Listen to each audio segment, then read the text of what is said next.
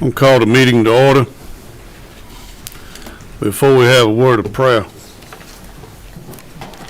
I'd like for any veterans in this room to please stand.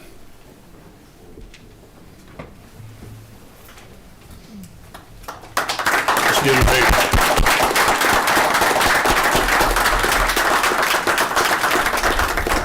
We want to thank y'all for your service, for putting your life on the line, that each and every one of us may have the freedom to be here today. Thank you. At this time, I'm going to ask Senator Jones to lead us in a word of prayer. What number are you? Six. Thank you, Mr. Chairman. And first, let me echo what the chair said about Happy Veterans Day to all of those who have served and represented this country and worn a uniform. May we please bow our head for a moment of prayer, please. Heavenly Father, thank you for the opportunity to represent your grace and your glory at this meeting today. I pray that all that are here have an opportunity to speak their mind and to speak boldly on behalf of those districts that they represent. I pray, Father, this body deliberates and consider all issues and not just weigh one side or the other. Father God, I ask that you bring your presence into this meeting today so that we all may leave here on one mind and one accord. These things I ask in thy name. May we all say amen. Amen.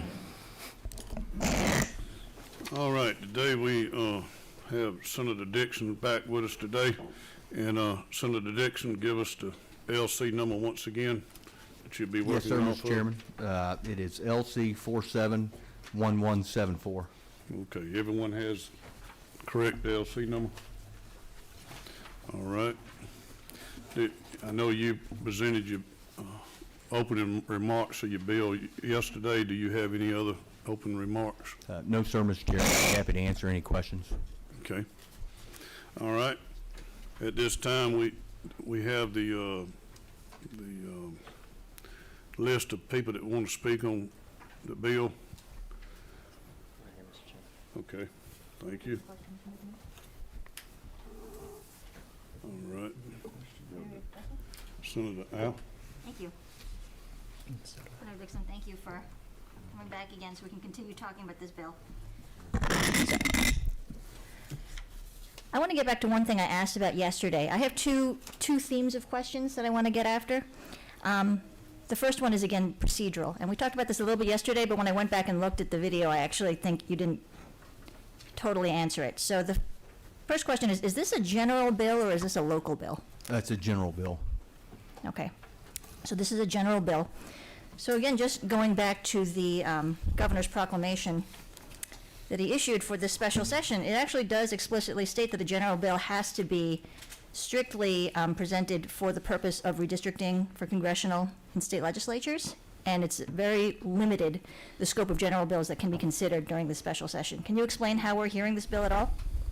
Yes, ma'am, I can. The basis of being able to hear it are fall under, I believe, number 3 of the call. If this is approved and we increase the commission districts from 4 to 9 in the county to give the Board of Elections in Gwinnett County time to prepare for the primary, they would need that time to prepare for it. So the reason I asked you if it was a general bill or a local bill is because Section 3 actually has to do with local laws. Mm-hmm. So if you're saying it's a general bill, it actually has to fall under Section 1, which limits the type of bill presented and that we can consider during special session 2 redistricting. Mr. Chairman, if it's all right, Senator Dixon, Senator, I think the confusion may be it's a local bill as introduced. Notice was provided in the legal organ because it is a local bill. It was classified as a general bill as it was assigned to committee. And so that does not change the fact that it is local legislation which would apply under 3 of the proclamation and would be ripe for consideration by the committee as it was assigned.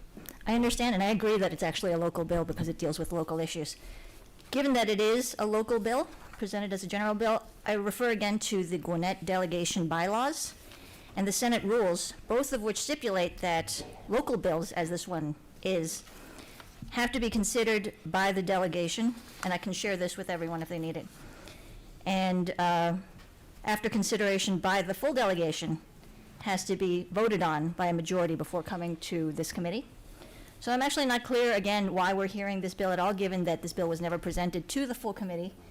You dropping the bill was actually the first time many of us had seen it, and we certainly didn't get a chance to vote on it. So can you explain how that, and the same rules are in the Senate rule book? So, Senator, my understanding was that House delegation from Gwinnett County has House delegation rules with procedures that are followed for implementation and passage of local bills. Of course, I'm not a member of the Senate. I'm not an expert on the Senate rules, but in my experience, the Gwinnett delegation has never met as House and Senate members, does not adhere to bylaws as a bicameral delegation. It is rather only House delegation members have their own delegation bylaws, which I acknowledge, and we have an elected chairman who's a member of the House. It's separate and distinct from the Senate. But this is a Senate bill, right? It says SB. That's correct. It is Senate legislation. That's before you. So I know Senator Dixon has met with us as part of the 7-member Gwinnett delegation, so I just wonder why he didn't bring it to us, because we would have been happy to sit down and meet with him and talk about this legislation, and then we wouldn't have to have all these questions now, because this is the first time we were getting to talk about this at all. Yeah, I understand, and it's my understanding in the past, there have been local bills that have been dropped, and the delegation has not been informed. I believe last session, it was a House bill that was dropped to reconfigure our Board of Elections in Gwinnett County, and I know myself was not consulted before the bill was dropped, so this is nothing new. Okay, well, that was a House bill, and we're talking about the Senate bill right now, so we'll leave this, because I don't believe that this bill was dropped in compliance with the procedure, and I only know because I read this a couple times. So the second tranche of questions has to do with operational questions. Given that this bill, after now we've gotten a chance to look at it and talk about it, seeks to expand the county commission by four positions, can you tell me how much a county commissioner gets paid and the expenses incurred from having this position? Right, One person? Right, I believe it's around $45,000 a year, give or take. I don't know the exact number. Okay. I spoke with a couple of our county commissioners, and the reason I spoke with them is because this bill directly pertains to the county commission, so it seems important to have those discussions with the stakeholders. And they get paid after taxes about $53,000 per year, but that's not the only cost, because aside from the salary, they also have a staff who gets paid $75,000 a year. There's an office budget, there's health benefits, all sorts of other benefits, travel expenses, training costs, all these sorts of things.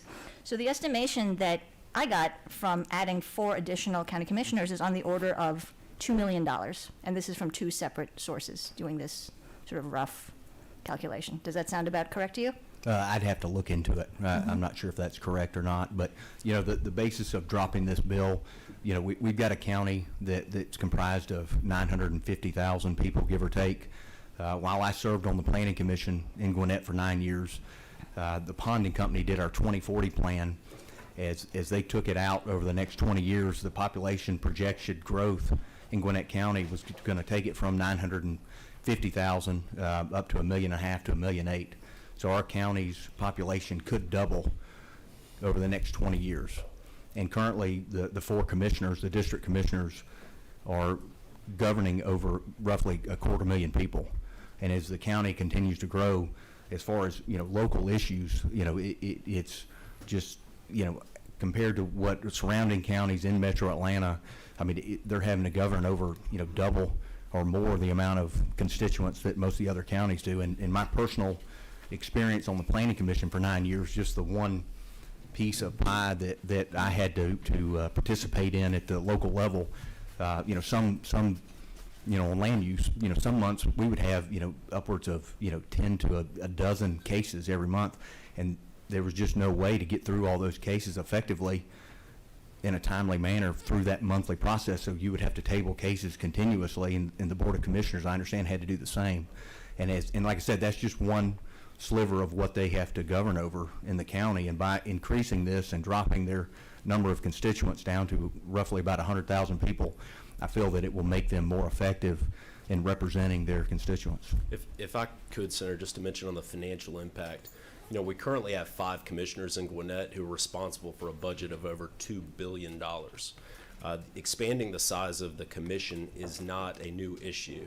As you're well aware, a Democrat state representative introduced a bill in 2017 to expand the size of the county commission. I do not recall Democrats raising at the time that that was cost prohibitive for the county at the time. I think greater oversight of such a large budget impacting so many residents is a great thing, and that this is a very reasonable number put forward to provide that kind of oversight and representation for the constituents that that Senator Dixon and I represent, but also all Gwinnett residents. Speaking of the number, how did you come up with that number of So- adding 4 people? And did you talk with the commission, did any of the commissioners come to you and say, look, our job is unwieldy, it's too many people? Did they ask for this bill, and did you walk them through SB 6EX before you dropped it? As I mentioned, I won't get into this, or I'll only get into this to the extent you want me to, but there is an extensive history that is bipartisan of requesting an expanded commission in Gwinnett County, and it goes back for many years. The size of the commission has been debated and discussed as part of those conversations. As I understand it, Chatham County has a commission of 9 members, 9 districts, excuse me. And so it's consistent with what we see elsewhere in the state. Gwinnett currently, to my knowledge, has by far the largest populated districts of any county in the state of Georgia. Even counties with smaller populations that neighbor Gwinnett, such as Barrow and Walton counties, have larger county commissions. So the number of 9 districts is incredibly reasonable under the circumstances, particularly if there's an objective of providing a constituency of around 100,000 residents with the new census data that we have. Was there a study done to determine what an appropriate number was, and how did you determine what these districts would look like and where the lines would be? Yeah, so looking at our neighboring counties, so for instance, Fulton County, DeKalb County, Gwinnett's districts have a much higher population and would have a much higher population with only 4 district commissioners. A more appropriate, I think, analysis would be, what are our neighbors doing right now? What kinds of representation do they have in their districts? And as I said, Barrow County, Walton County, they have a much smaller population when compared with Gwinnett, and they have more county commissioners. So it's consistent that we would have a board that's similar in district numbers to another county in the state, and for the second most populated county, I think that's very reasonable. Okay. Moving along, Senator Gooch. Yes, sir. Thank you. Senator Dixon, can you tell us how many state reps and how many state senators there are that represent Gwinnett County today? Yes, sir. There is 7 state senators. How many state reps do we have? 18 state reps. 18 state reps, and they roughly cover 45,000 people under Yes, the sir. current Correct. law. So you have 18 state reps and 7 state senators. So you may be familiar with this. If you'll give me just a couple minutes, give you a little background on my history. I was a Sole County Commissioner 20 years ago, and part of my campaign was to change our makeup of our governance from a sole commissioner form of government to a board of commissioners. And so I went through that process. I was elected, and over the 4 years, I really enjoyed my job being the sole commissioner. You make all the decisions. It's like a benevolent dictator, It was pretty good work. But what I found in those 4 years was there's a lot of responsibility. And for a county commissioner to have to represent 250,000 people with all of the road issues that you get on a daily basis. Now, we're not talking about state reps or state senator responsibilities. This is a walk in the park compared to being a county commissioner. You get calls at 2 in the morning, 4 in the afternoon. Doesn't matter if you're at church or at work or whatever. You're on the job 24/7 for a relatively low pay. Now, you're telling us today that they're making $53,000 a year.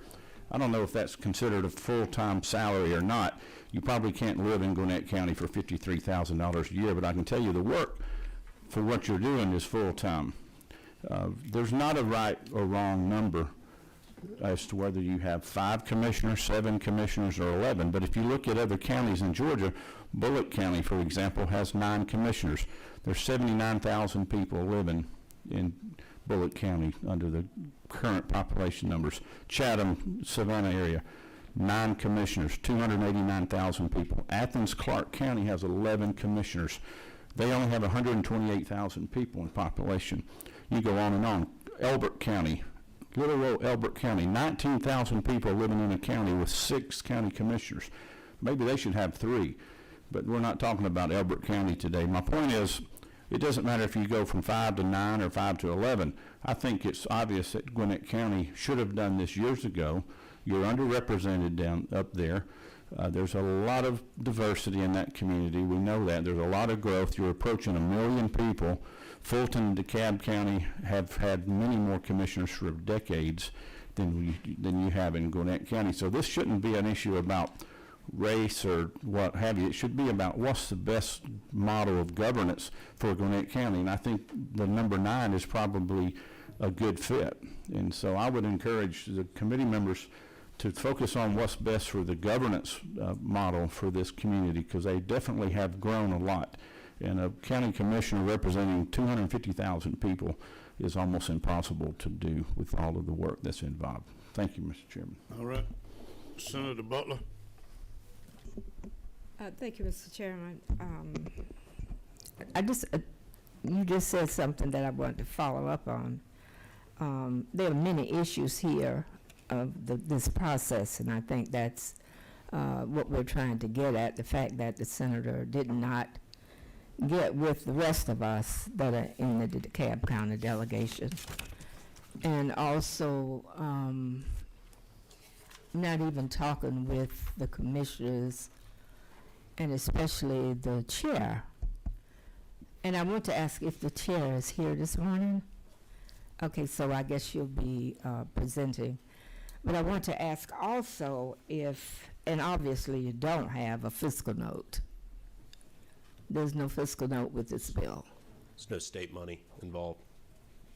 But we still should know how much this will increase the Gwinnett budget. That would be a good figure for us to start from. Madam Leader, I have never seen a fiscal note done for a bill that does not impact the state budget whatsoever. But nonetheless, I still think we should know how this impacts the budget. And I hope that the chair will have some figures for that. And the rest of my questions were already asked, because I'm going to ask about the salaries of the commissioners and how much that would add to the budget. And my colleague has given you a rundown of all of the expense that each commissioner has, and so. But I also want to bring your attention to a letter that everybody has from the administrator of the county administrator in Gwinnett. Make sure you read that. There's one paragraph in here that I would like to read. The county administrator says, from his perspective, I have seen this reputation being earned and sustained over the many years, Gwinnett's reputation. In my opinion, the primary reason why Gwinnett has been so successful in providing efficient, cost-effective services to its taxpayers is the structure of its governing body, which provides for a 5-member board of commissioners, including 4 district commissioners and a chairman elected on a county-wide basis. This structure, which has worked so well for so many years, provides for robust representation of our citizens by the commissioners, while also resulting in an efficient, streamlined procedure for the consideration of the many issues, projects, and other matters that come before the board. The provisions of the multitude of services that Gwinnett provides requires a great deal of work by our tremendous employees and relies on the quick, honest, and efficient consideration of items of business that are placed on our board's agenda each and every meeting by our Board of Commissioners. This legislation would undoubtedly increase our cost, not the least of which would be the funding of 5 additional commissioners and their staff, while also slowing the efficient considerations of matters that come before our board. So I wanted the members of this committee to take note of this letter and consider all of these points that are brought out by the county administrator, which is Stevens, excuse me. Thank you, Mr. Chairman. All right, Senator Jones. Thank you, Mr. Chairman. And I hope you will bear with me because I do have a series of questions, and I would like to focus on your maps and the data that's been provided. And before I get started, I just want to make sure that what you have as a draft map is the same as what you're going to propose for this district. Is that correct? Yes, sir. The redistricting office prints out the map that corresponds to the data, which is in Senate Bill 6EX, which is before you. I know, but typically they put proposed on there. Drafts is just different versions you work with. I want to make sure this map is not going to change. Is that correct? Well, what the Senate does, I cannot speak for what the Senate does. Well, this Senator, is a but Senate I'm bill. not- You are in the Senate, so you should be compliant with our rules. Yes, sir. The bill is in the Senate. I'm a member of the Georgia House, and I'm not requesting an amendment to Senate Bill 6EX, Okay. if that's what you're asking. Let me direct your attention to the data that's been provided in your districts. I am looking at this population summary, and I noticed on the population summary that you have created essentially 9 comparable equal member districts. Is that correct? Yes, sir. How many minority candidates are there currently on the BOC in Gwinnett County? I think the question really goes to the discussion that was had maybe yesterday about the Voting Rights Act, and I'm just asking a very simple question. How many of the current commissioners are people of minority? well, I think that question is best suited to the county commission. I think that the diversity that we have in Gwinnett County is something we're very proud of, and If you don't know the answer, it's okay to say I don't know it. But you have 5 current commissioners, correct? So I'm asking a very simple question. What is the ethnicity of those current commissioners? So I would not try to characterize the ethnicity of people. What I would just say is that it was said yesterday by the proponents that we have an African-American chairman, and we have several members of the Board of Commissioners who are African-American.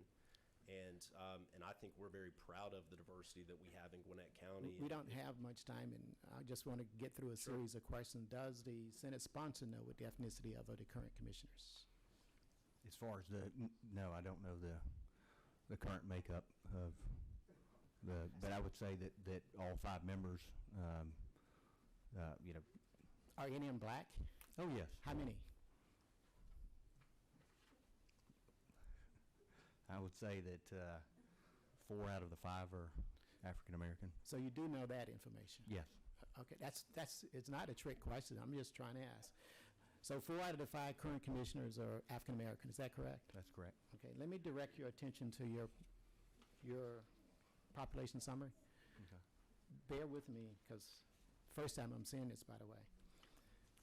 So out of your 9 equal member districts, comparably, how many of those are African American?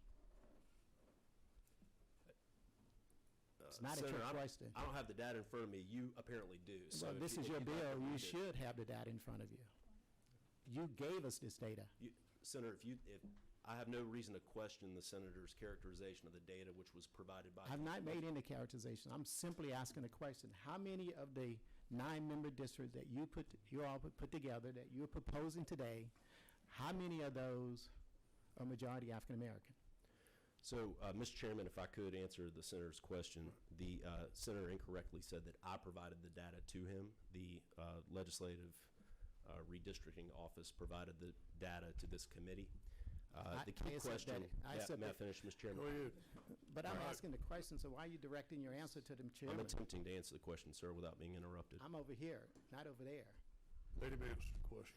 So the key question, as many of you know, I'm an attorney. The key question that has been raised yesterday, I believe was part of the discussion in committee, was about whether there are any issues that violate the Voting Rights Act. Section 2 of the Voting Rights Act really brings at issue whether the candidate of choice of a minority community can be elected within a district. That's the analysis that's to be given under federal law. All of the commission districts that are proposed here with a significant minority population should easily elect the candidate of choice of the minority community. While some of the law is still unclear, or maybe what lawyers would say is undeveloped, as it's to be reviewed by appellate courts in the future, the Voting Rights Act protects majority-minority districts where the minority community is geographically compact and sufficiently numerous to constitute the majority of a single district. The Gwinnett County Commission map that's proposed here today reflects Gwinnett's diversity and ensures that candidates of choice of the minority community in Gwinnett County can be elected. And therefore, this is compliant with federal law, and I would request the committee's favorable consideration on that basis. Thank you. Thank you, Mr. Chairman, and thank you for that explanation. Now, let me go back and ask my question again. How many, using the data that's been presented to us, how many of these 9 districts are currently majority African-American or any other minority? So respectfully, in court, we have what's called the best evidence rule. You have the data in front of you, I don't. I would just say you have the best evidence in front of you. Will, Mr. Chairman, can we share this data with Senator, let's the move representative, along. please? Let's move along, Senator. Have you, next question. And, Your and, next and question. if you don't know the answer, let me tell you what I see on this information and tell me if I'm incorrect. Based on the 9 districts that you've drawn, I see 5 that are majority white. Is that correct?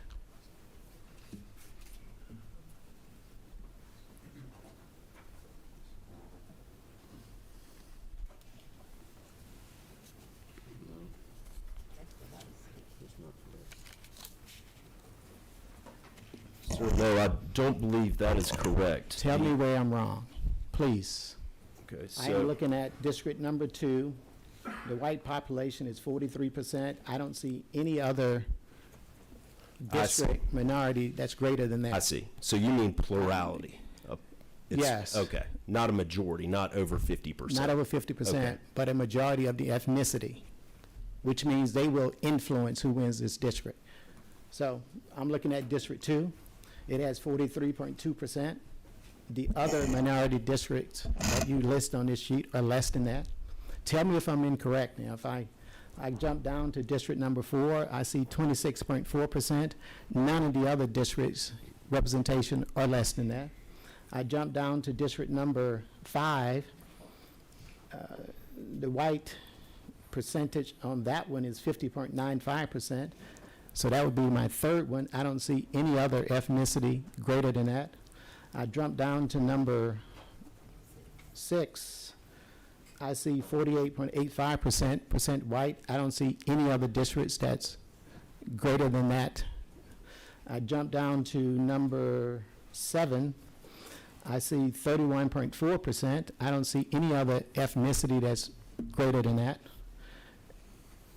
Potentially, you could have one, and you could have another district that's about parity, and that would be district number 8 and 9. So potentially, what I see on this map is certainly 5 out of the 9 districts that you've drawn that have a plurality, if you like for me to use that term, want to be legally correct with you, of white voters. Is that correct? Yes, sir, and I wasn't trying to nitpick. I just didn't understand what you were saying before, and now I understand. I think that the analysis is what I outlined a moment ago as to whether legislation is compliant with federal law, and actually what you're outlining potentially could be, or what you're alluding to, potentially could violate federal law. If district lines were drawn to have a high population, high minority population, and it's perceived that that is then disenfranchising the voters from being effective in, say, a neighboring district, it could actually, if I understand what you're saying, it would actually violate federal law. Contrast that with the map that's proposed here, which meets the criteria that I referenced earlier and therefore is legal under the Voting Rights Act. Representative, I don't mean in disrespect, but I'm not here to talk about federal law. I simply want to talk about the maps that you've drawn and what you presented in your legislation. So am I correct in that understanding that potentially that at least 5 of these districts have a plurality of white voters. Is that correct? Sir, again, I haven't, the best evidence is the data that's before you. If that's your characterization, I'm not challenging it at this time. What I'm saying is that federal law matters to all of us, and the Voting Rights Act is very important to me. It's federal law that we are under and we operate in adherence to. And the map that's proposed here is legal, is consistent with the Voting Rights Act, and I ask for the committee's favorable consideration.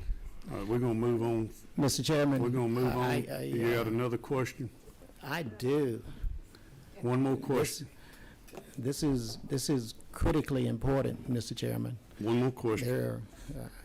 This is a huge change for a very large segment of the state. And I believe this body should be deliberative and have an opportunity to ask every single question that we have, Mr. Chairman, and I hope you would indulge me as I do such that. One question.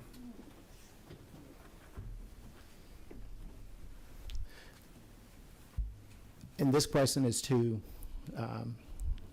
both of you, by the way, so either of you can answer. Given that there are currently 4 out of the 5 commissioners that are African American, I would also share with you that I've not seen any of the demographic data for those particular districts that they currently serve. So I think you've been negligent in not providing that information to us. So I don't see how you've changed those existing 5 districts, what the minority population was. I'm assuming it was probably majority black for them to have elected, or at least influence who got elected those seats. So I don't have that data. I would like to request it. That is not a question. That is just a statement that I'm making. But my question is, given the changes to this BOC from majority African American up in our largest county to majority white, based on the numbers that I see here, how is it that I'm supposed to interpret these changes any other way, that there's a racial overtone to it? So, Senator, first of all, as far as the data, I do not know if the redistricting office can run data under the old lines to provide you the data, but I can certainly request it and have it submitted to your office. As I said a moment ago, the analysis that's described that I described earlier in the Voting Rights Act has been adhered to here, and I disagree with your characterization that 5 of these districts have a majority white population. That's just untrue. All right, moving on, Senator Robinson. Thank you, Mr. Chair. Thank you, gentlemen. Chairman Effestration, I appreciate your time. Every opportunity that I've had to engage with you since I've been up here, I've always left feeling a little bit smarter. But I want to ask some simple questions, and a part of the conversation disturbs me because I know I have people that work on my campaign that are white, brown, and black. I have people that vote for me that are white, brown, and black. So I always am uncomfortable when it seems the conversation always steers to the side that everybody that votes for me must look like me, and everybody that votes for my opponent must look like my opponent, and in general elections. And I think when we start going down that trail, we pretty much discount the intelligence of our citizens that go out and vote for us. But I feel that a couple of questions I must ask just for clarification.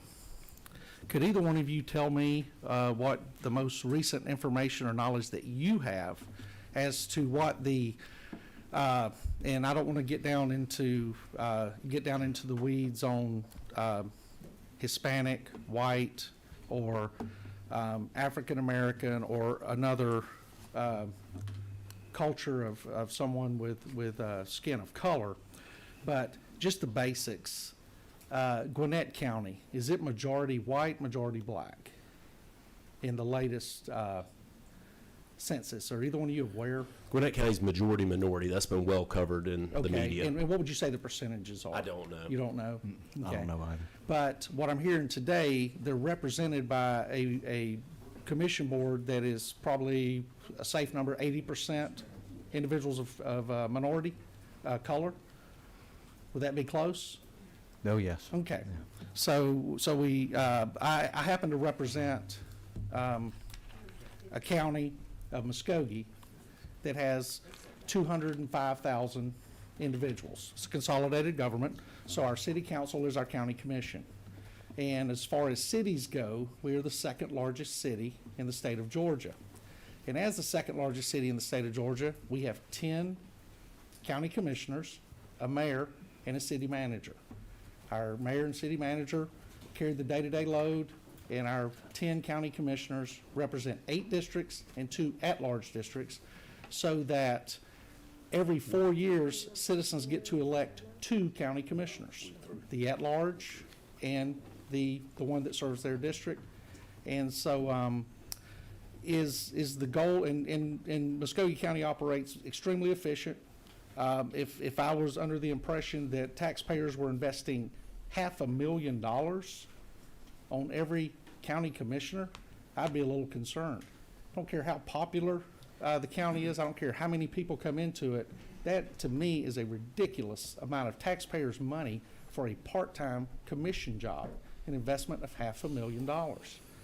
But with the maps that you had drafted, using the science that is reapportionment and redistricting and the technology that's down in that office and the subject matter experts that occupy those offices, were these maps, was there any shenanigans, any trickery in this, or were we just looking at data, we're looking at numbers, and we're trying to give the citizens of Gwinnett County the best and most efficient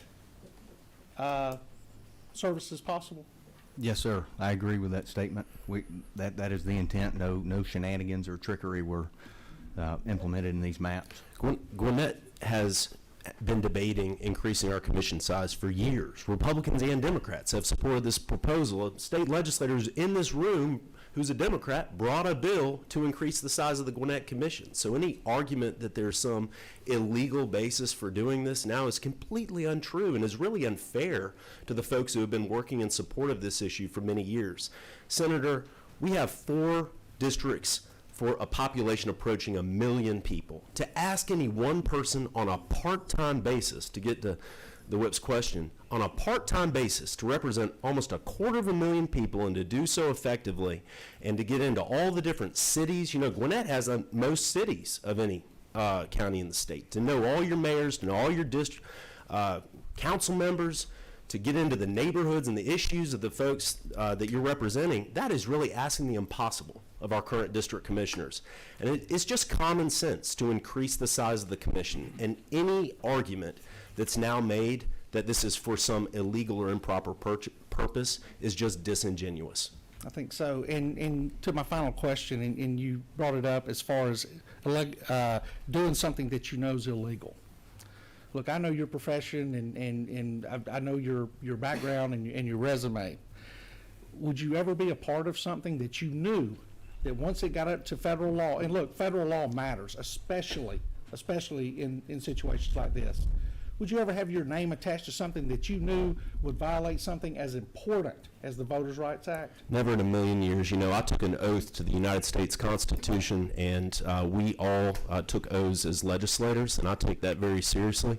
And as a member of the bar and an attorney, I would never carry or push legislation which I believe to be violative of federal law. Thank you. Thank you, Mr. Chair. All right, Senators, we're gonna move along here. And Senator Wow, you have one question, but it needs to be a different question. We done answered these questions about 3 times now, over and over, so make it a new question. They are new in that they're more detailed questions. One question. Here's one theme of questions that has several parts. The first basic question is, who drew these maps? The Legislative Reapportionment Office provided the draft to submit to Legislative Council. And it's your assertion that this legislation complies with Section 2 of the VRA? Yes. Is what we've been talking Yes, about? ma'am. Okay. So if all these districts that we drew here comply with the VRA, whoever drew these maps must have considered the race of the voters in the district. Is that right, to make sure that it complied? The racial data is provided as part of the data that's part to the committee, and that consideration is before you here today. Can you explain how did consideration of race come into drawing these district lines? I'll just refer you to my answer a moment ago about how this map is consistent with the requirements that we have under the Federal Voting Rights Act. Can we get some more information from the people who drew these maps? About how they came about drawing these district lines? Because I don't think that information's in our packet. The bill that's before you is up for consideration by this committee, and it's legislation that Senator Dixon's introduced and I'm supporting in the House. And what I'm saying to you is it's legal. It follows federal law. I just think it's reasonable to have that information before we vote on it. Thank you. All right. All right, moving along to public input now. We have the first person, and what we're going to have 2 minutes per person. Nicole, is it? Hendrickson.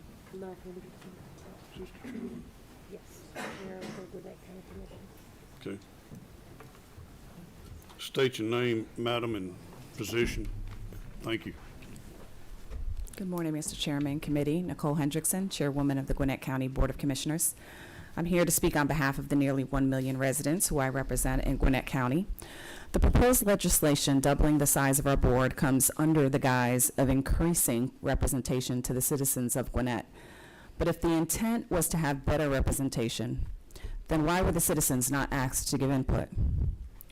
We have heard many reasons why this legislation is problematic, and at its core, it would double the size of the elected board, making it the largest Board of Commissioners outside of the unified and consolidated governments, which you referenced, in the state. Chatham County actually has 9 members, not 9 districts. It would force our taxpayers to take on an additional financial burden. It would result in greater inefficiencies, and it would bring our service provision to a near halt. Simply put, bigger government is not better government. Gwinnett County has well earned the reputation as a lean, efficient, and responsive local government that is a model of fiscal responsibility. That reputation is reflected in our AAA bond rating that we have received repeatedly since 1997. There are 5 counties in the state who hold this distinction, and 4 of them have the same makeup as Gwinnett County. Cobb, the 3rd most populous county, Columbia, your home county, Mr. Chairman, Fayette, and Forsyth. Our current structure works well and has for decades. Senator Dixon, you referenced the growth of Gwinnett, and there is a solid reason why people continue to come to Gwinnett, and they choose it because of the affordability, low tax base, safe community. That is in whole part because of the local leaders who made it that way and who made sound decisions. We ask that you deny the proposed legislation as it is presented. Honor local control. Give the input back to the residents. No board is perfect, but we are and always have been consistent. And that is the kind of stability that our residents and taxpayers expect and deserve. Thank you. Thank you. Next is Sam, Representative Park.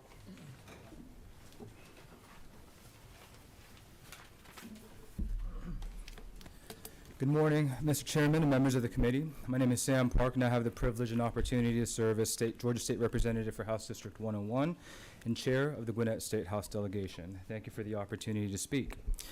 Mr. Chairman and members of the committee, I think there's a lot of important issues to discuss, certainly as to good governance regarding the size of the County Commission and Board of Education, as well as nonpartisan that we had yesterday. My request for each of y'all is to abide by the rules of the State Senate. Yesterday, by voting to pass out of committee SB 5EX, Governor Kemp's floor leader, Senator Dixon, and the Republican members of this committee clearly violated Senate Rule 3-2.2, which states that in order for local legislation to be favorably reported by the Committee on State and Local Governmental Operations, such legislation must be signed by a majority of the senators representing the political subdivision by such legislation. To characterize this as general legislation, when clearly both of these bills amend local legislation, does not allow you to bypass Senate rules. As you've been provided public notice that your actions violate Senate rules, if you proceed with passing SB 6EX today, let the record show that Republican members of the Georgia State Senate are not only circumventing and oppressing the will and voice of Gwinnett voters, they are illegally proceeding in violation of Senate rules, along with Georgia state law and the governor's proclamation. Public support of violating Senate rules by Chairman of the House Legislative and Congressional Reapportionment Committee, Representative Bonnie Rich, and House Chair of the Judiciary Committee, Representative Chuck Estration, not only serves, in my opinion, as prima facie evidence that House Bill 1EX to redistrict the Georgia House of Representatives is legally and constitutionally suspect, it is a slap in the face of Gwinnett voters, of American citizens. If Republican members of the Georgia State Senate proceed with violating their own rules and pass these bills, let me remind y'all of the House rules, as eventually this bill will have to come over to the House chamber. House Bill 18.1 states that the House Committee on Intergovernmental Coordination shall observe the rules of the Gwinnett State House delegation as properly filed. Article 3, Section 3, subsection C of the Gwinnett State House delegation states that a majority of those legislators eligible to sign must sign in order for any local legislation to pass, which is in line with Senate Rule 3-2.2 that requires a majority of Gwinnett senators to sign on to local legislation to proceed. House Rule 50 states that any bill or resolution relating to affecting the political... Representative, you gone past your time. Thank you. If I may make one final comment. Yes. The clear difference between prior efforts that Democrats have introduced regarding local legislation to address these matters were in compliance with rules of the House, the Senate, as well as local legislation, local delegations. So again, my request to each and every one of my respected senators here is to please follow your own rules and work with us to address these important matters on behalf of Gwinnett's residents. Thank you so much. Ames, Alex.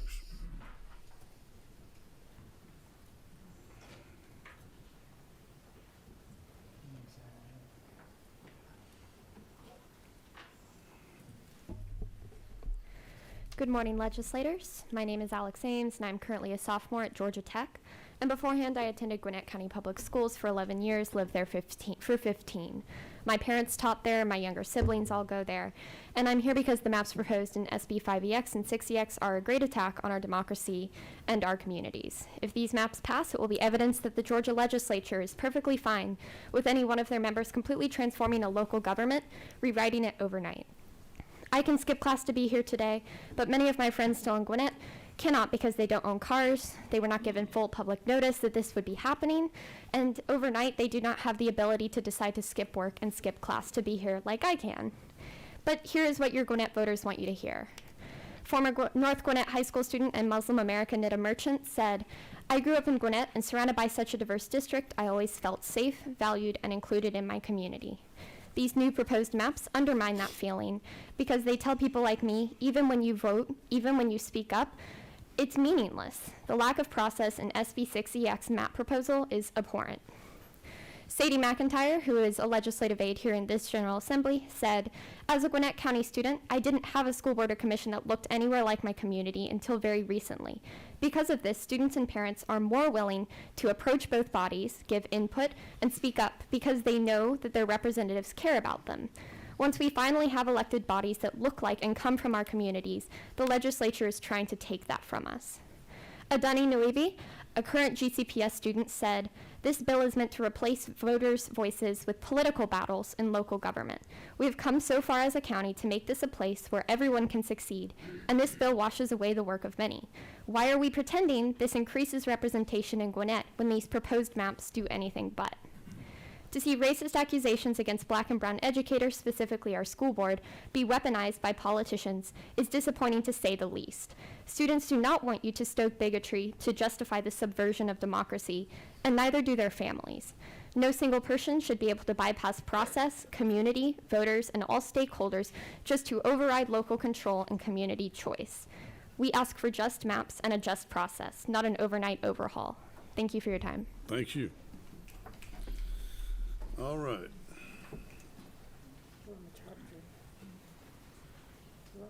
Carollo,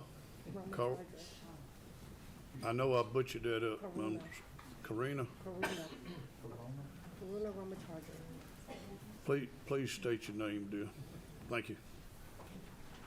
Good morning. Thank you. My name is Karuna Ramachandran, and I am the campaign manager of the Georgia Redistricting Alliance, which is a coalition of 30 or more organizations that has been focused for years on ensuring that communities of color are at the forefront of redistricting.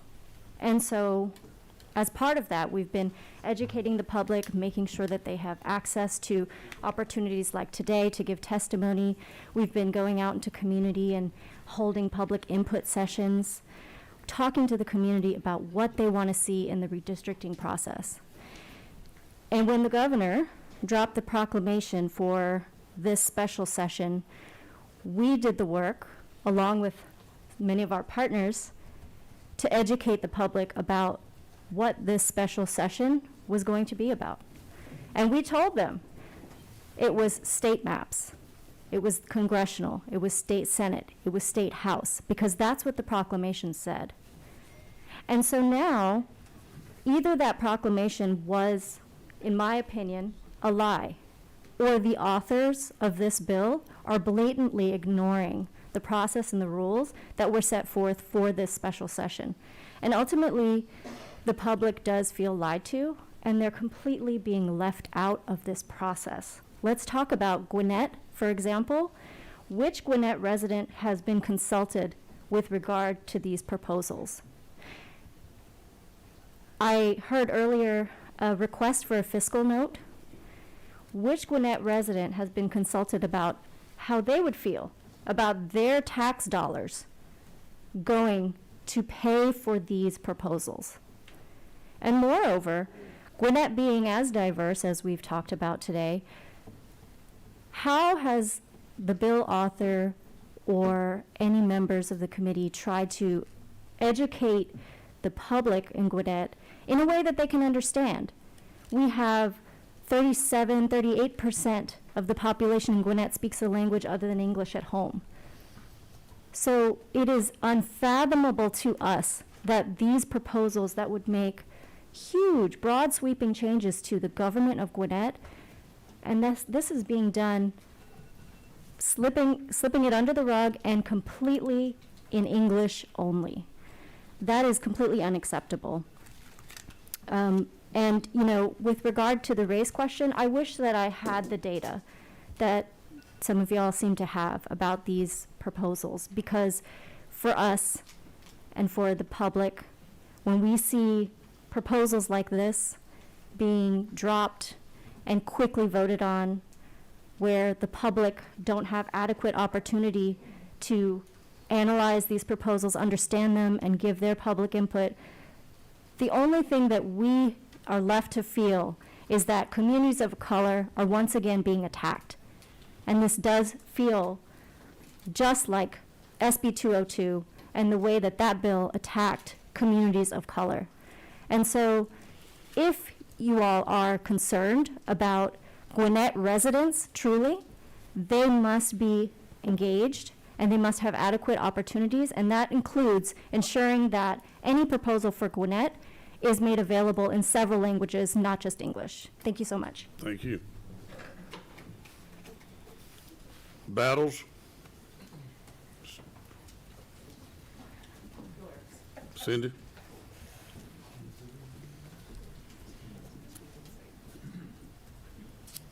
Chair, before I begin, it appears that Kirkland Cardin's name, which was at the top of that list, has been left off or skipped over.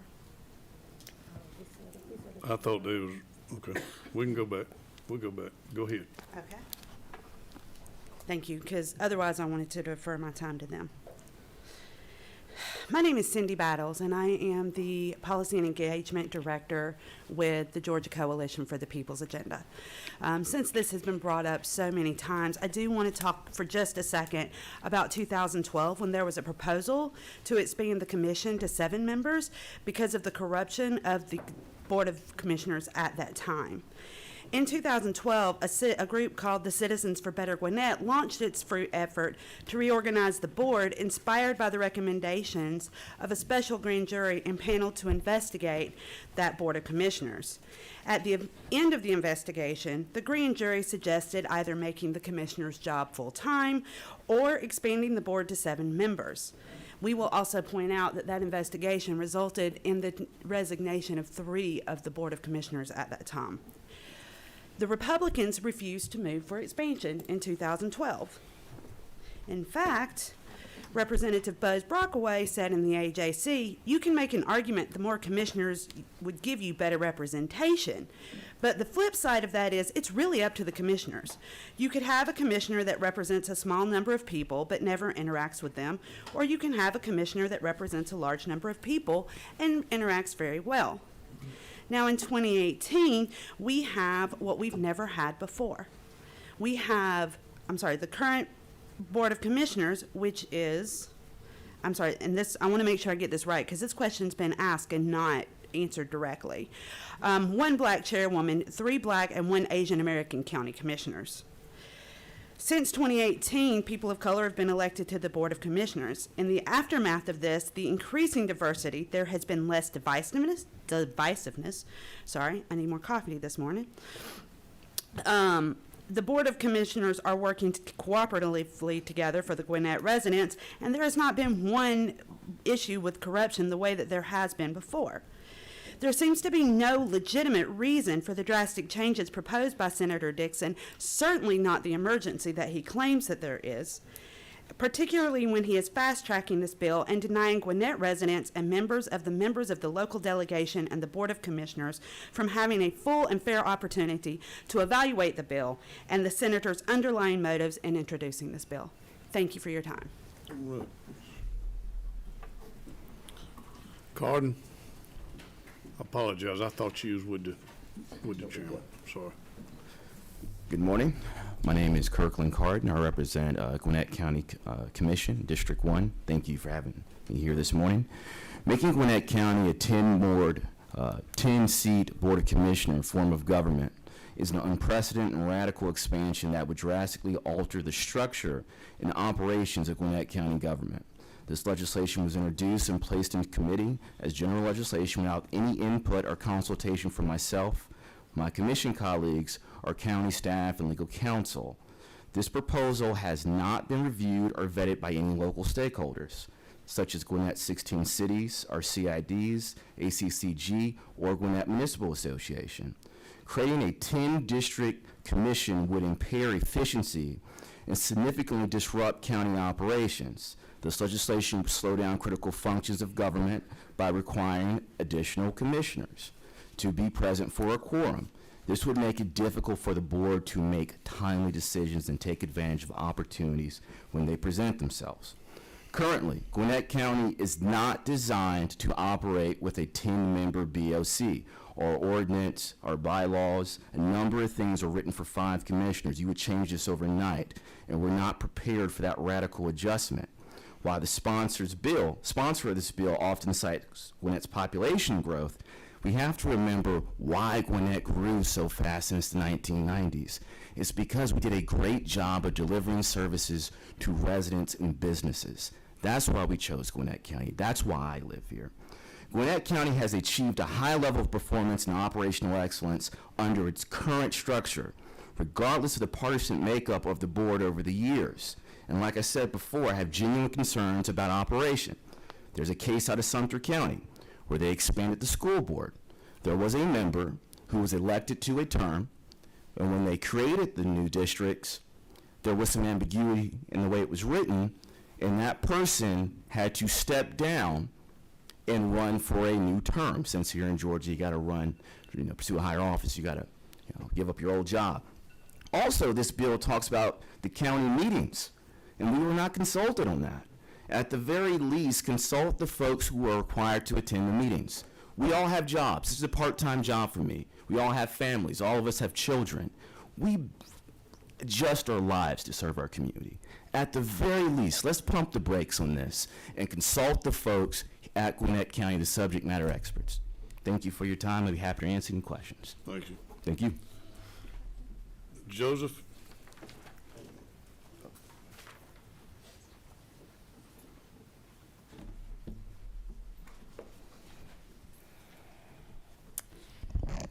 Hello, I'm Vianti Joseph. I am the organizing director of the Asian American Advocacy Fund. We are a grassroots organization that advocates for federal, state, and local policies that improve the lives of Asian Americans and other immigrant communities here in Georgia. I am here with 3 points to bring to you as to why this should not go forward today. 1, the call for urgency does not hold. 2, the districts that have been presented are not representative of the diversity and the community in Gwinnett County. And 3, there's been no community input. 0. A lot of discussion has been had here today on the growth and the size of the county. And maybe that does require expansion, but does it require it today? This week? This growth didn't just happen in the last 5 months. Gwinnett has been growing as a minority-majority community. It seems that some of the facts, I'm not a lawyer, but I do know that Gwinnett County is 67% non-white. Just to let you know that going in. And this is not an emergency. It is definitely not an emergency for the residents of Gwinnett County who have not been consulted. Yes, this has been discussed for many years, especially since 2018. You've mentioned this many times, so why is the rush this week? Interestingly enough, before people of color started winning seats in 2018, Republicans here had no issues with the commission districts. Why now? People of color running the commission is not an emergency. When Charlotte Nash had the same power, these large districts were not an issue. But in your rush now to grab this power from people of color, the majority of Gwinnett County, you are hurting the people who live there, who work there, and go to school there. This proposal will crack our Asian American communities, deliberately diluting our political voice. There are no Asian or Latinx majority districts created in the data that's been provided today. I saw at least 2 majority white districts, maybe up to 5. The math isn't mathing.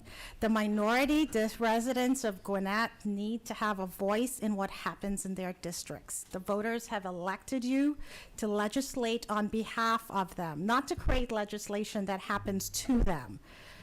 The voters have also elected a county commission You've gone that, past your time. yeah, Thank you. and I will end. Thank you. Thank you. Let's not rush this through.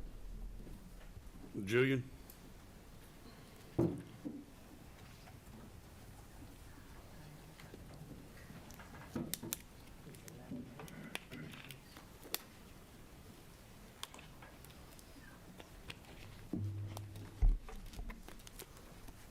Hello, Senators. My name is Julian Fortuna, and I represent the Georgia Youth Justice Coalition. We are an alliance of young people working every day to empower young people like me to engage in the political process.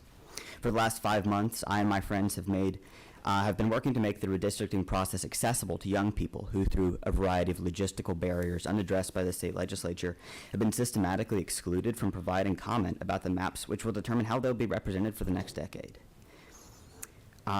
We have worked to compensate for the ersatz process of the state legislature, but there comes times when it's simply impossible to compensate.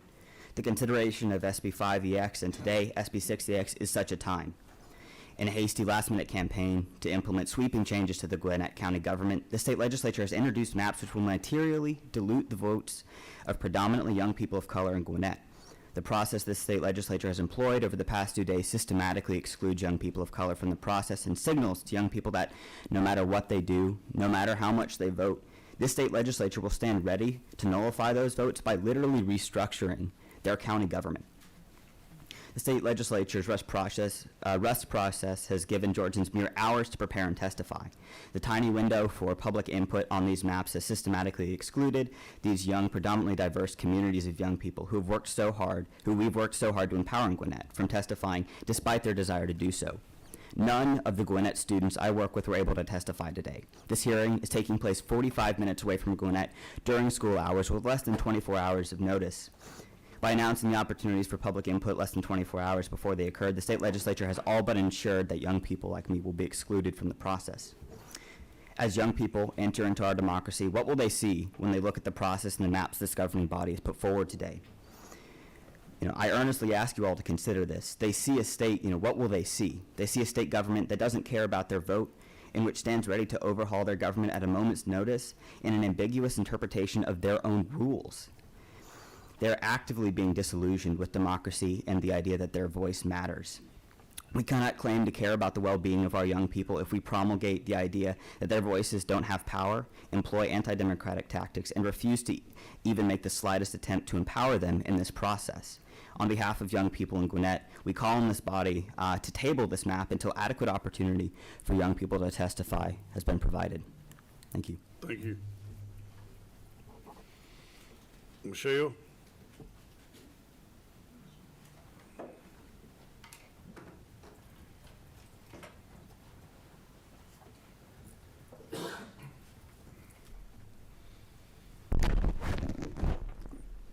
It's still morning? Good morning. My name is Michelle Kang, and I'm a member of Asian American community in Gwinnett. I have been working to strengthen the Asian American voting rights for many years. Historically, Asian Americans were underrepresented and underserved. Based on the 2020 census, Asian American population has grown 49% last 10 years. Gwinnett County comprised of 18% of Asian American population. Established Asian American population, drawing more Asian American and will constantly grow. Asian Americans established a huge business community in Gwinnett and made tremendous economic contribution to growth of Gwinnett County. We are also homeowners and taxpayers. We also have contributed to make Gwinnett County the most diverse county in Georgia.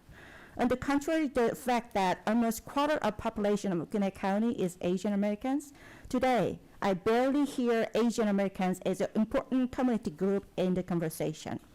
I think that is why Asian Americans were left out in the redistricting process. The proposed map divided and split Asian Americans between 10 districts and diluted Asian Americans' voting power. We have asked for language access to participate in the process of redistricting. Before the legislature vote on the proposed map, the information should be shared among Asian Americans, and we have to have opportunity to our voice heard. There is no urgent local issues that bill seeks to resolve. Before ordinary Asian Americans get the information about the map, the voting on the map should be postponed. Thank you. Thank you. Wendy Chow Koo, did I say that correct? I think you had it yesterday. Oh, That's all right. not today, I'm sorry, dear.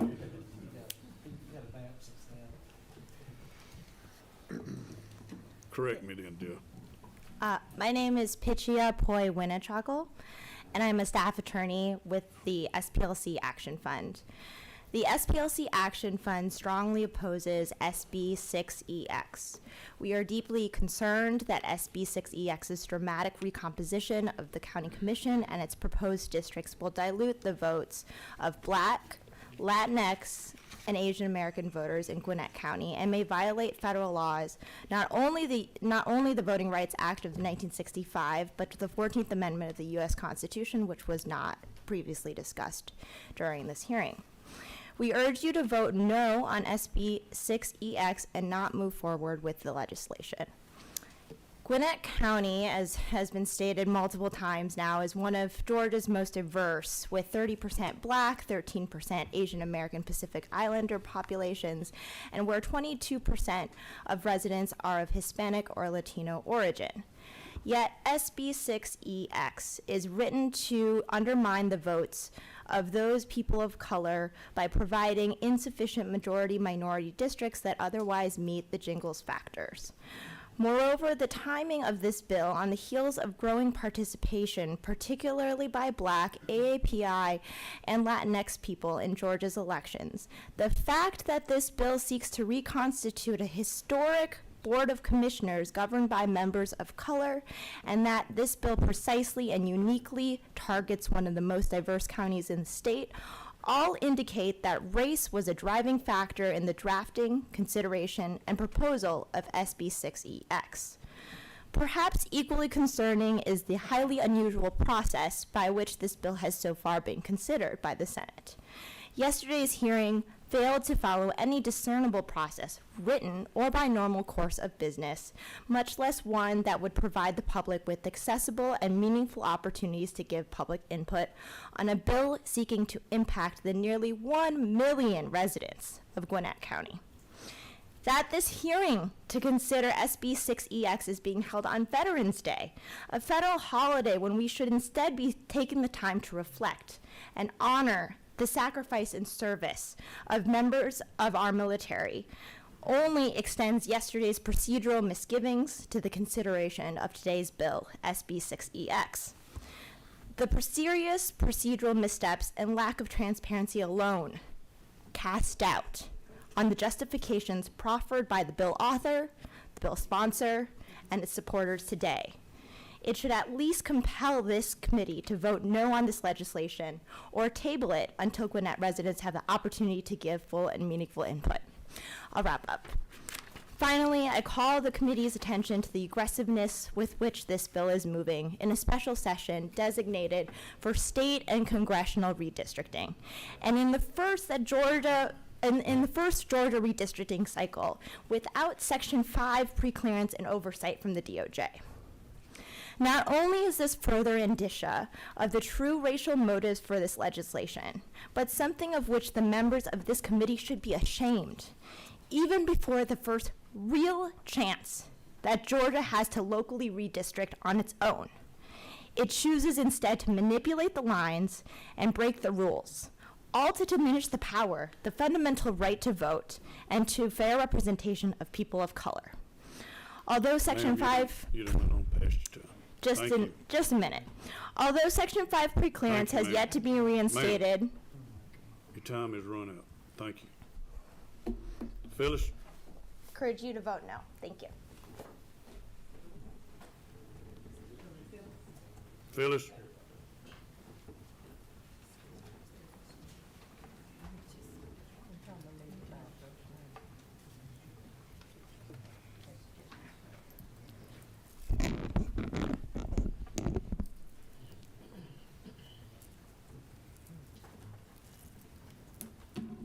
Phyllis Richardson, Policy and Engagement Manager at Common Cause. The voters of Gwinnett have spoken, and Gwinnett now has a Board of Commission after many years that reflect the diverse population of Gwinnett County.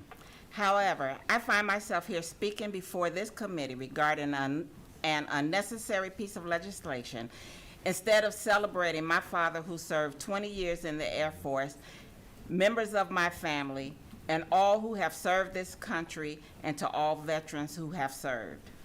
I should be with my husband attending events and parades in honor of all veterans. Shame on you for holding a hearing on this sacred day, a day we should all be honoring veterans. Instead, we are here to speak against the Republican attempt to gerrymander Gwinnett County and dilute the voices of people of color. So I hold one of the many hats in my husband, who is a disabled veteran, wears every day in my hand as my way of saying to him, thank you for your sacrifice and service, which included 2 deployments to Vietnam, once in 1966 and again in 1970 as an infantryman. And to say to him, I'm sorry, I couldn't be with you today to honor you or attend veterans events, but like you, I'm fighting for democracy, just in a different way. Someone needed to be here to record the history of how the members of the Republican Party in this committee are attempting to destroy democracy, seeing that you desire to prevent true and factual history from being taught in school. Just know that this hearing and yesterday's hearing will live in the lives of every person that attended. They will share what happened with their family, friends, children, and the wonderful world of social media to live on forever. So that one day, a 13-year-old who is not being taught true and factual history can be reminded of what was done this day in this committee when they are on their way to the ballot box in just 5 years. Thank you for your time. Thank you. Stephanie?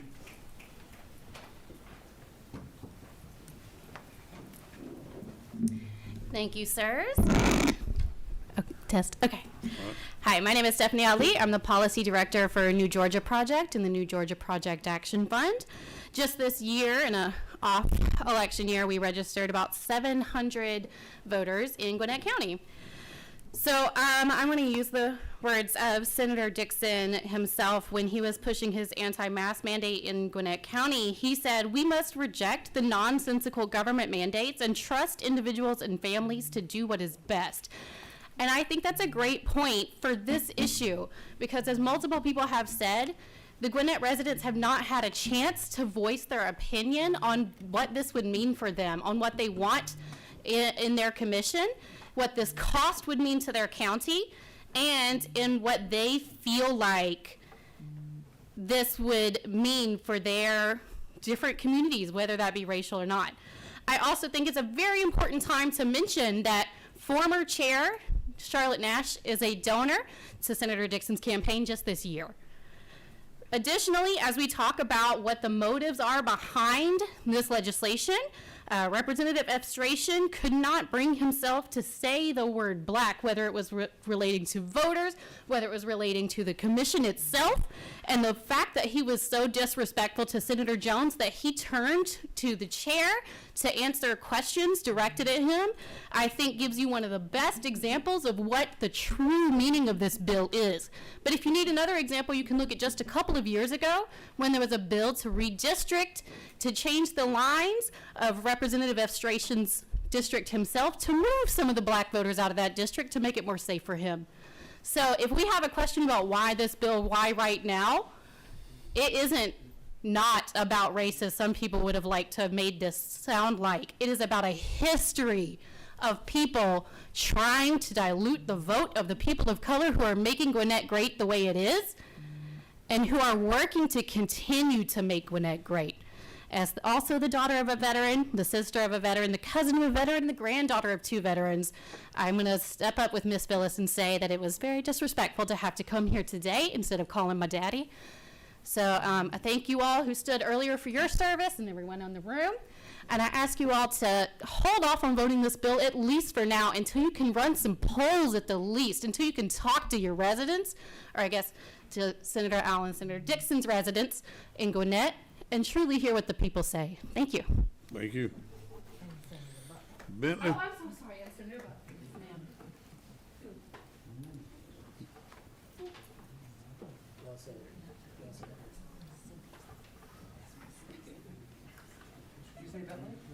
Yep.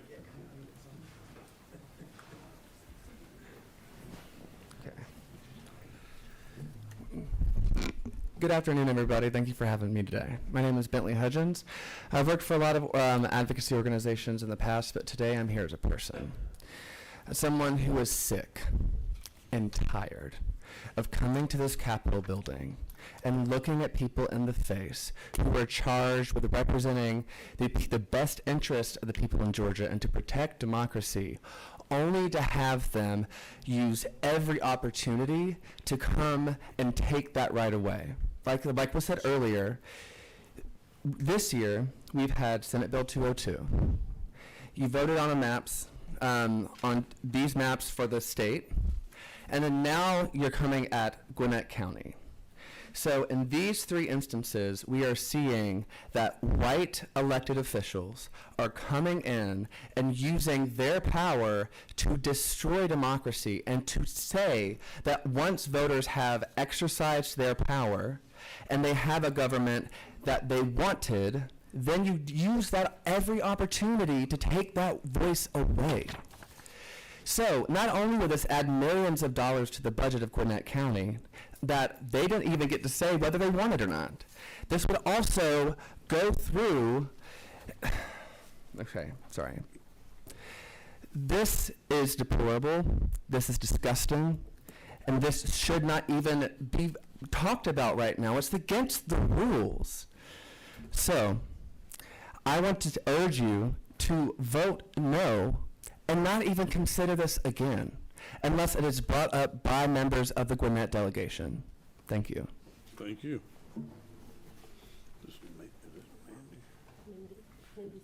Mindy? Read the right.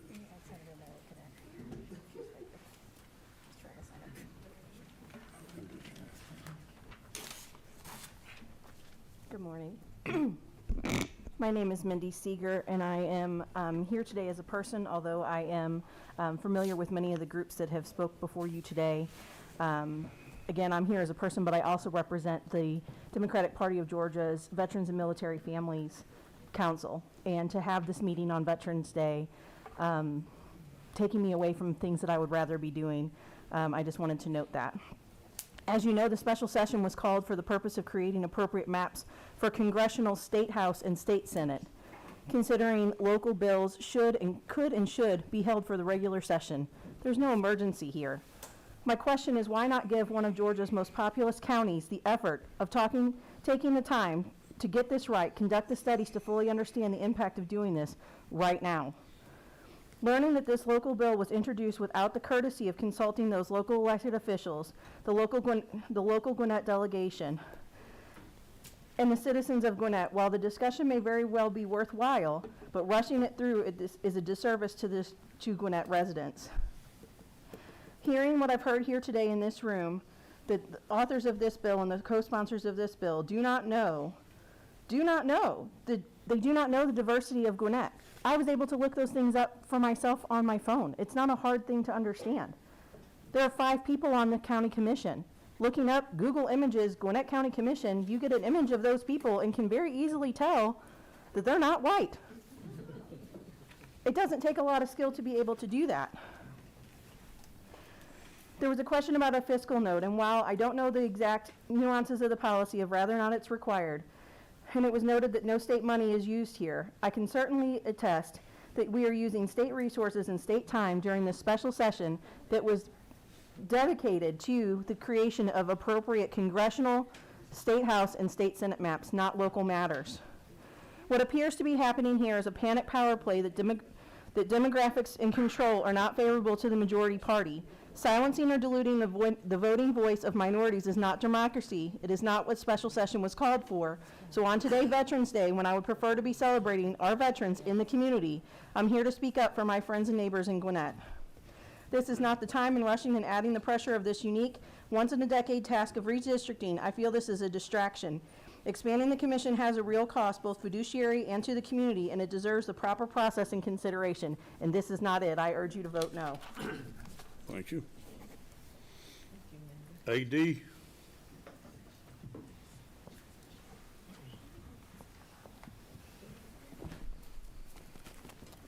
Good morning. So Senator State your full name, please. A.D. Fields is my name. I'm here on behalf of myself. So Senator Jones, he talked about numbers earlier, and I thought that was great. Very useful. So the chairman, you don't live or represent Gwinnett County, yet you signed on to these bills to gerrymander a commission and change the way that the Board of Education elections are run. But according to the AJC, far from Gwinnett County, in your own district, 3 different counties that you represent elect their Board of Education in a way that Gwinnett County does. They don't use the method you're trying to force on Gwinnett County parents. Which counties are those, you may ask? Hart County, Oglethorpe County, and Elbert County. What was their share of the GOP voters in the 2020 presidential election? Hart had 74% partisan school board elections, yes. Oglethorpe, 69% of the GOP voter in the 2020 presidential election. Partisan school board elections, yes. Elbert County, 68% GOP in 2020. Partisan school board elections, yes. These three counties are three of the most Republican-leaning counties in your district, and they elect their Board of Education on a partisan basis. So the question I have today is, if this method of electing Board of Education works in your own district, then why do you feel the need to force a different method on Gwinnett parents and students, but not on your own constituents? I'm going to ask the committee to vote this down. Thank you. Thank you. Penny?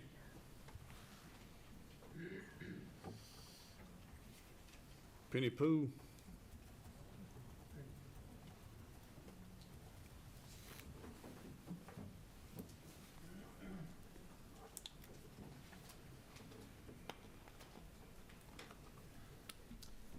Good morning to this committee. For the veterans again, I must say happy Veterans Day. My father, who was a World War II veteran, fought in England. He fought in the race riots in Bristol, England, because white soldiers would not accept black soldiers stepping and working with them. My brother is a Vietnam veteran.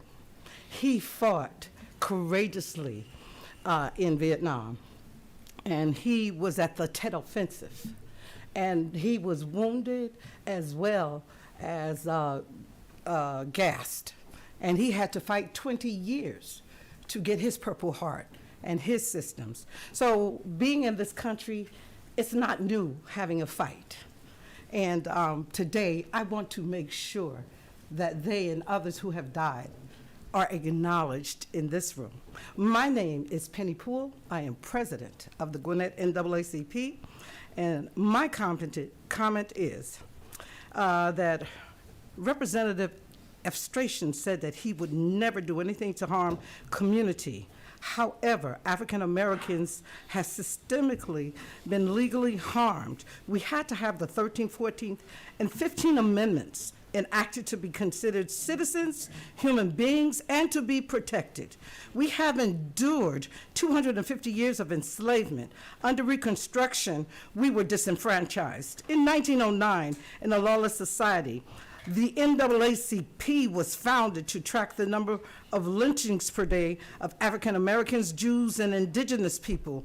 In 1954, we had the Supreme Court to finally outlaw separate but equal. In 1964, we had to enact the Civil Rights Act. In 1965, the Voting Rights Act. And then in 2013, the Preclearance Clause, and let me say that again, the Preclearance Clause was gutted, now causing chaos and, yes, shenanigans in state legislatures in numerous states across the country. We again visit Representative Efstration, who says he would never do anything illegal. Historically, just like the previous white men who enacted laws for the economic good of this country, the economic, systemic, institutionalized, racist, and biased laws that our country was structured, Senator Dixon and Representative Efstration wish to continue this legislation. Again, they wish to continue this legislation and legacy.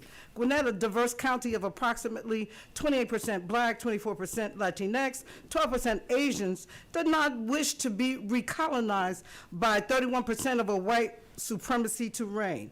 This is not about race. It's about establishing the reign of who controls $2.5 and $2.3 billion budgets, respectively, for our county commission and education structure.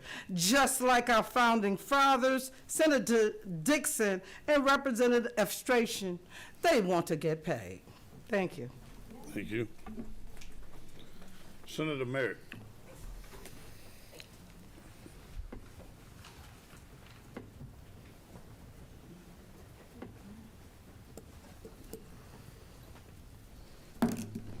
Thank you, Mr. Chairman.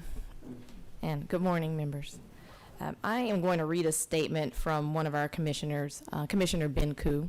He is an Asian American, and he does serve as the only Asian American on our county board right now. So this is his words. First, I'd like to ask, who exactly is asking for less representation on the Board of Commissioners?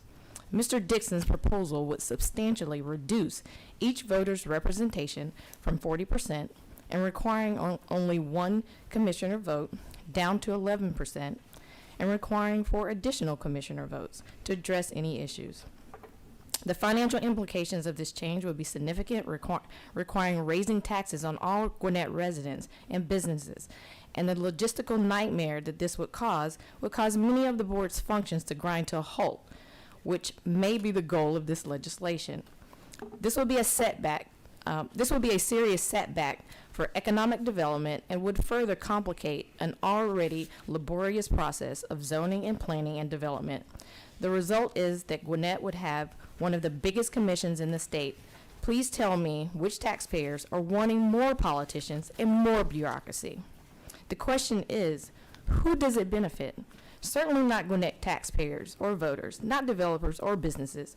Who is consulted in this? None of the local elected officials, not the delegation we have elected to make decisions on our behalf of our county, not our residents who would be most impacted by a substantial change in Gwinnett's fundamental form of government.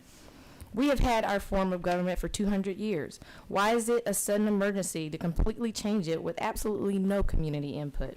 This is a blatant attempt to make our voices matter less. This is an attempt to invalidate the needs and opinions of their voters who have already chosen their representatives and were not consulted in this desperate attempt to put a stop to the progress and success that Gwinnett has been known for. I find it astonishing that any of you would bypass local control to raise taxes to create bigger, more wasteful government. This vote will be recorded, and you will have the answer, your constituents, that you voted to bypass the rules, raise taxes, and disenfranchise voters. Thank you. Thank you, Jim. Senator Dixon, would you like to close? Thank you, Mr. Chairman. I appreciate the time to speak. I've overwhelmingly heard from the citizens of Gwinnett that elected me the need for more local representation, and Senate Bill 6EX would do that. And I request favorable consideration from this committee. I move to table. We have a motion to, is that a motion, Mr. Dixon, Senator Dixon? You can't make a motion on his own bill. Okay. You making a motion to table? Yes, I am. All right. I think that not enough time for community input, as we've heard, has been given for this really important issue. And I just want to point out, we probably shouldn't even be Do you meeting have at a all second? because we have not had 24 hours notice before this. Is it a second? Second. Okay. All in favor of table to this meeting, raise your right hand. All opposed? It fails 3-4. Do I have a motion to approve Senate Bill 6EX? Make a motion to approve. Do I have a second? Second. All in favor, say, raise your right hand. All opposed, raise your right hand. It passes 4-3. Quick. Mr. Chairman, I wanted to thank you for continuing this meeting on today. My great uncle, Alto Cobb, died in World War I in France while fighting for the rights of people who were oppressed. Multiple members of my family served in the United States military, including Vietnam. And the reason they fought is so that we could have a political process that was transparent and free. I served in the profession for 31 years, where I worked many Christmases, many Veterans Days, many Easters, and many other holidays to uphold the oath that I took. And so I appreciate you doing this. I think it's important that on this day you've given us an opportunity to show you that what we fought for was worth fighting for. Thank you, Mr. Chairman. Thank you. I want to thank each and every one for being here today. This meeting is adjourned. Thank you.